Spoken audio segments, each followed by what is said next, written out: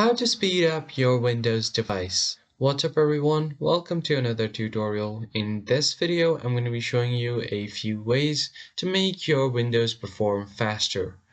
But before we begin, make sure to head down below to give this video a quick thumbs up and hit the subscribe button to our channel. Alright, so the very first thing that you want to do is go ahead and search for Services and then click on the Services tab. And once you do that, it will open up all of your services that are available on your device.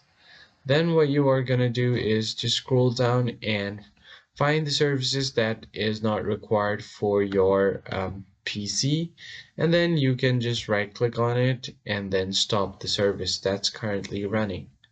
This is the first method to get your PC going faster. The second option is to actually go ahead and then search for Advanced System Settings. So go ahead and search for Advanced. As you can see, you will see this option, View Advanced System Settings. Click on this one and you will see the system properties here. Then under Performance, click on Settings. And if this is set to custom, make sure that you set this to adjust for best performance and click on this one, and finally click on Apply and then OK.